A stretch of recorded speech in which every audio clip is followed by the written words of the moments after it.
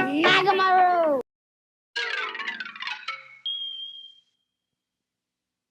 Now I'm going to mention one of the first ones I had and one of my favorites. Last week we talked about the Death Star. Of course, that was one of my favorites, but there was more. And I'm curious what your favorite playset was besides the Death Star. And do you count the Falcon as a playset or just a vehicle? Because it's a little bit of both. You can put them in the cockpit, fly them around, but it has that play area in the back. So I see that as a combination between both of them. You know, it's different than the X-Wing or the TIE Fighter. I wouldn't call them a playset. I would call them a ship.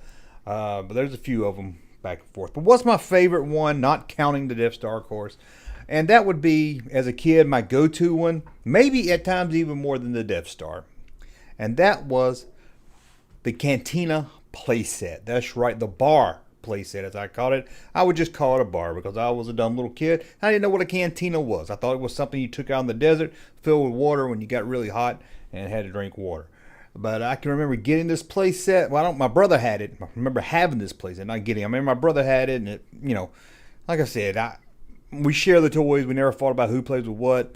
But a lot of times we kept it over at my grandparents' house. A lot of times I was there by myself, especially he was older than me, so he got to stay home by himself. Or if I was out of school or something, I'd be in there playing with that Cantina playset. I love this playset. It doesn't get enough love. I know everyone goes straight to the Death Star, but it's got to be number 2 best playset in the vintage Star Wars Kenner line, right? Come on, am I right? Let me know. Am I right? First, let's just start with the base. So let's just start at the front of it. The swinging bar doors. How awesome was that? It has a little button, so when you put the figure up to the door, the rubber bands would release and the doors swing open. Like those doors in bars you see in the Westerns. This was a Western playset. Now, I know it got retooled into a Western playset, but the whole Cantina scene in Star Wars is a Western scene. That's one thing we all love about Star Wars.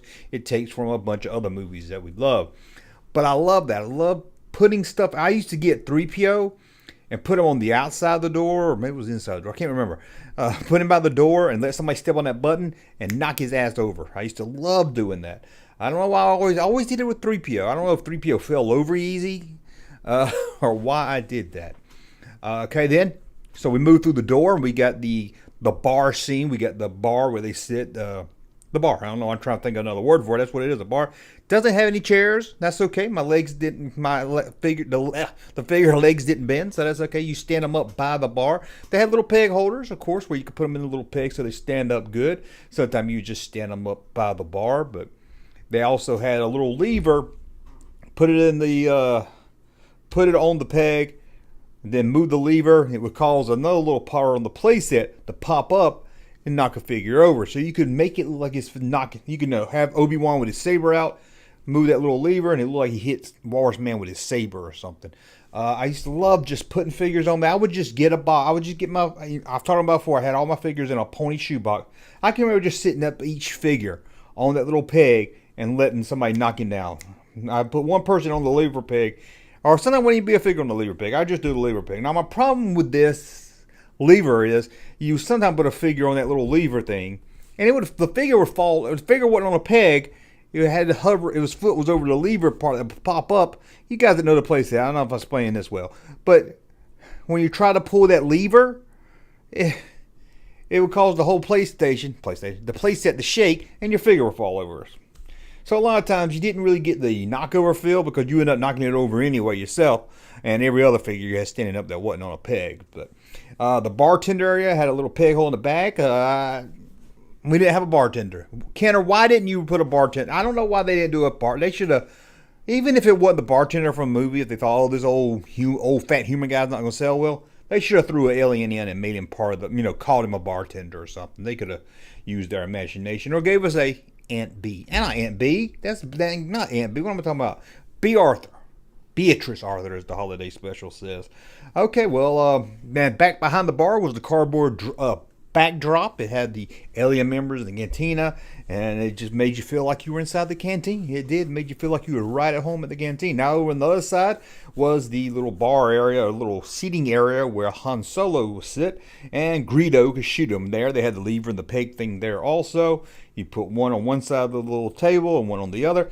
The table was a little low. Let's be honest. The table was a little low because I know in the movie they're sitting at it, and I guess that's what they're going for. But being that the figures don't sit, they should have raised that a little higher so to come up to at least waist level.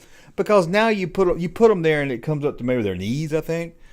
So it looks a little odd, but still it was a lot of fun. And then you had a little dance area. I always called it the dance area. I don't know. With little steps. You had little steps, has a peg holes there. Put little figures there also.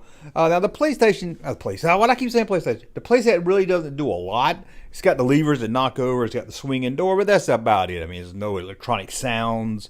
There's no trap doors, and unless you count the swinging door, the trap door. But it was a lot of fun. And I remember I had this sheet. It was a brown sheet from a bed or something. It was almost, not exactly, almost the same color as the Playset, that tan.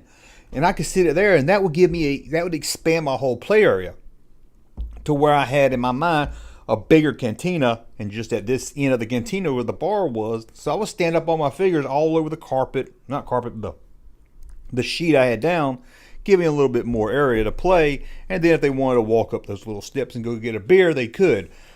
This play set was just a lot of fun. It was small, it was easy to grab and play with. You know, the Death Star, fun and everything, but if you're just playing, you know you're not gonna play long, or you got to get that Death Star out. There's a lot of stuff. You gotta set your mind up. You know, you get that Death Star out, you gotta sit in your mind. I'm playing with Star Wars for the next hour.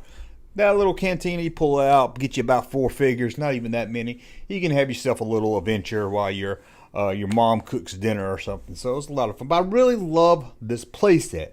Now, this one didn't come with the blue snaggletooth, red snaggletooth. It didn't come with any figures.